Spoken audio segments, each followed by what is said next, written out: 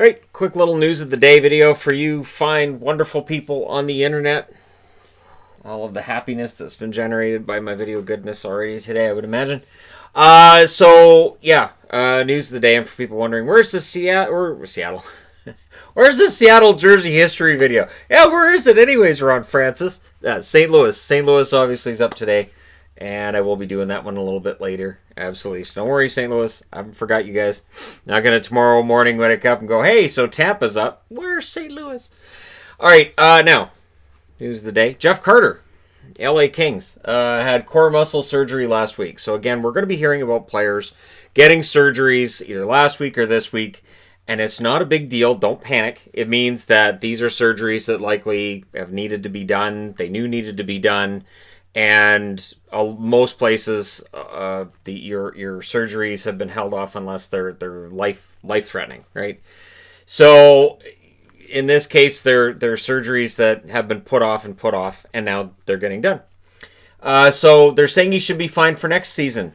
Good bet. I like the way they're putting that. Should be fine for next season. When is next season? We'll get back to you on when next season is. So, as we wait on finding out when this season's going to end and next season could start, Carter should be fine. So, it could be January before we see next season. So, yeah, I would say over the next 6 months, that core muscle should heal up nicely. The one thing I do wonder, too, is like how the whole rehab thing's going to work. Because, again, I know we're into the reopening and all this, but I'd be interested to know if the rehabbing is going to be the same as you would normally see or not. So, I think there's going to be some interesting things to come out of this and whether or not things change.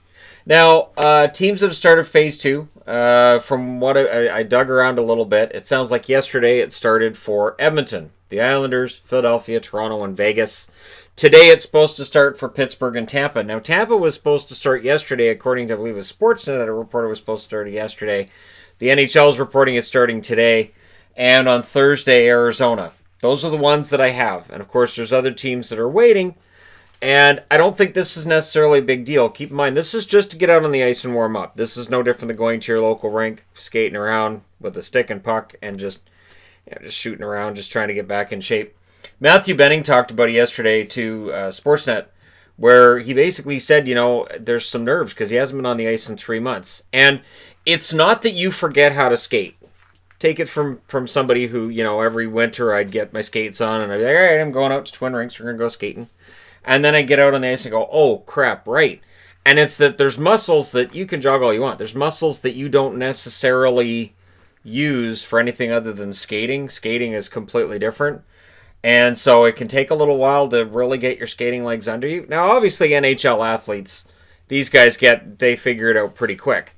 But, being off of skates, that could mean you end up seeing muscle pulls and injuries if you don't have a lengthy period of time that we have of over a month of, you can go to the rink and skate around if you want and just, shoot the puck around, as long as there's distance between you guys.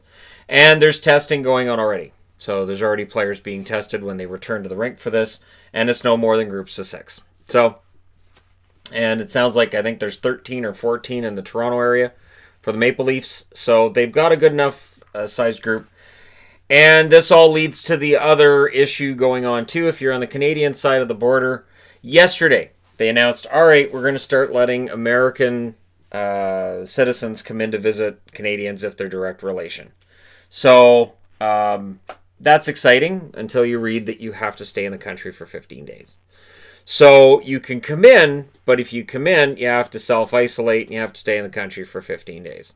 So you can't come in, drop stuff off, and then go back to the States. Which, I get it.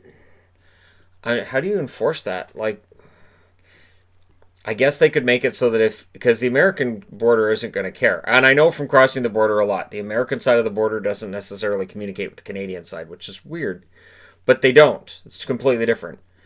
And so, I know they don't use the same systems. So the thing with that is, I guess you could be forfeiting your chance to come back up again for not following quarantine policies. But there's negotiations still going on between the Canadian government and the NHL regarding hub cities and how they can do this. Honestly, I think it can work. I look at the overall numbers, and I looked at a couple of different articles today on it. Pittsburgh's numbers have been good.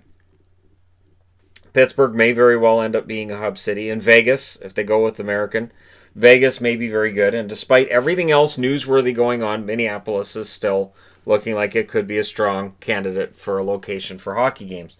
But if Canadian cities stay in this, then Vancouver, Toronto, and Edmonton all have a case to be made.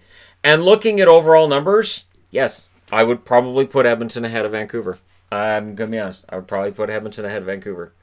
But the decision is likely going to be by the end of this week, which makes sense because we're about a week or two away from the NHL announcing where they've chosen for hub cities, which does not guarantee when they start. It doesn't guarantee that we got hockey back. Just the NHL saying, here's where we're going to play. Now we got to go talk to the players and negotiate further. There are a whole bunch of hurdles that have to be jumped before we're going to have players back on the ice for more than just skating around a local rink. Bob Murray. I have to respect him for coming out and saying that he left Dallas Aikens high and dry. So there were some rumors out there that maybe Aikens' job is in trouble. Murray's coming out himself and going, look, no matter what you read on Twitter, don't believe it. He's not in any kind of trouble. And he blames himself. He says he distanced himself from the team. So last year, of course, they fire Randy Carlyle too late.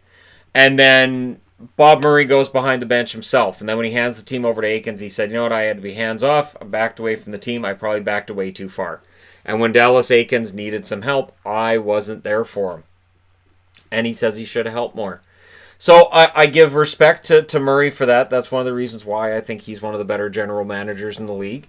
And it sounds like he is committed to making sure that Anaheim next season is a solid enough team that they will make a push for the playoffs. Now, I don't know what the odds are of that. I think the Kings are on a better road to that than the Ducks. But honestly, they could bounce back. Now, I might be hedging a bit because coming into this season, I thought the Ducks could bounce back and maybe get into the playoffs this season. And then it just didn't happen. So, yeah, we'll see.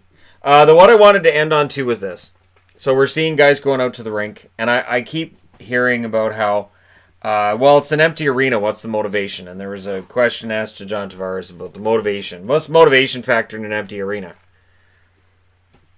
If you can't get motivated, you're a multimillionaire for playing the game of hockey.